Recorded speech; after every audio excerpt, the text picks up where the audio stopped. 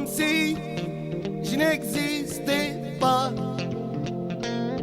Elle est passée à côté de moi, sans un regard, reine de Saba. J'ai dit Aïcha, prends tout est pour toi. Voici les perles, les bijoux, aussi au retour de ton cou, les fruits bien mûrs au goût de miel. Ma vie, Aïcha, si tu m'aimes, j'irai où ton souffle nous mène, dans les pays d'ivoire et d'ébène. J'effacerai tes larmes, tes peines. Rien n'est trop beau pour une si belle. Oh, Aïcha, Aïcha, écoute-moi. Aïcha, Aïcha, t'en vas pas. Aïcha, Aïcha, regarde-moi. Oh, Aïcha, Aïcha, réponds-moi. Je dirai les mots, les poèmes. Je jouerai les musiques du ciel. Je prendrai les rayons du soleil pour éclairer tes yeux de reine. Oh, Aïcha, Aïcha, écoute-moi. Oh, Aïcha, Aïcha, t'en vas pas. Elle a pris garde de tes trésors. Moi je vaux mieux que tout ça. Des barreaux sont des barreaux, même oh non. Je veux les mêmes droits que toi. Du respect pour chaque jour. Moi je ne veux que de l'amour.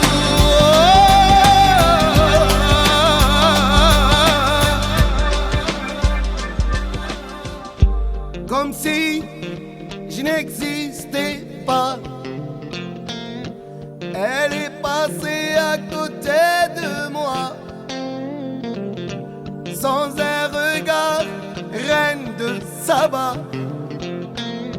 J'ai dit Aïcha, prends tout est pour toi. Oh, Aïcha, Aïcha, écoute-moi.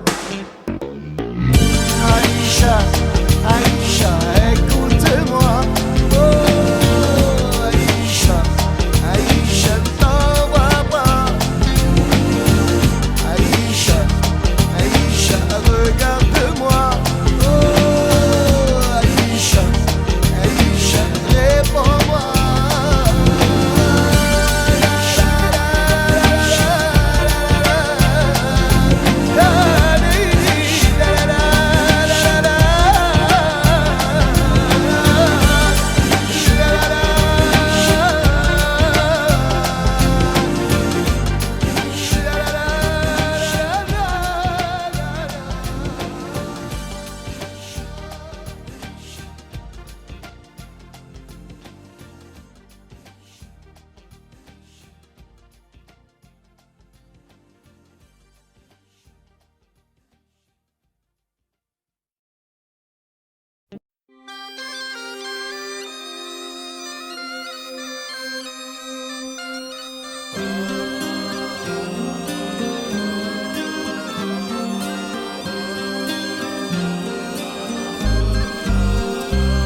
Le vent souffle sur les plaines de la Bretagne armoricaine. Je jette un dernier regard sur ma femme, mon fils et mon domaine. Hakim, le fils du forgeron, est venu me chercher. Les druides ont décidé de mener le combat dans la vallée, là où tous nos ancêtres, de géants guerriers celtes, après de grandes batailles, se sont imposés en maîtres. C'est l'heure maintenant de défendre notre terre contre une armée de cimériens prête à croiser le fer. Toute la tribu s'est réunie autour de grands menhirs pour invoquer les dieux afin qu'elle puisse nous bénir. Après cette prière avec mes frères sans faire état de zèle, les chefs nous ont donné à tous des gorges gorgée d'hydromel pour le courage, faut pas qu'il y ait de faille, pour rester grand et fier quand nous serons dans la bataille. Car c'est la première fois pour moi que je pars au combat, et j'espère être digne de la tribu de Dana.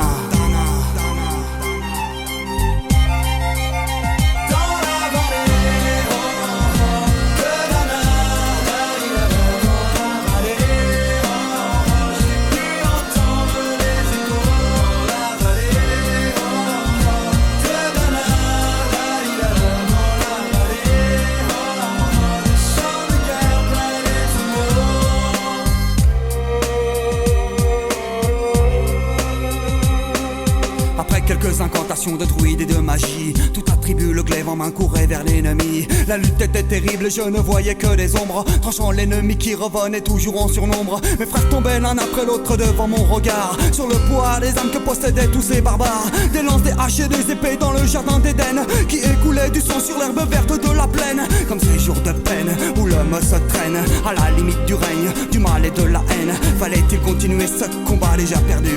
Mais telle était la fierté de toute la tribu. La lutte a continué comme ça jusqu'au soleil couchant. De férocité extrême en plus d'acharnement. Fallait défendre la terre de nos ancêtres enterrés là, et pour toutes les lois de la tribu de Dana.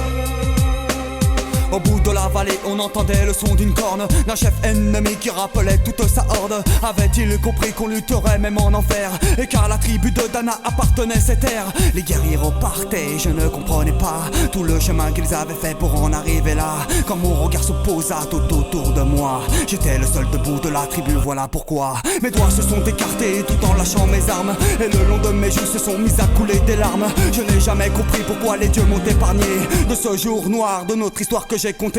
Le vent souffle toujours sur la Bretagne armoricaine, et j'ai rejoint ma femme, mon fils et mon domaine. J'ai tout reconstruit de mes mains pour en arriver là. Je suis devenu roi de la tribu de Dana.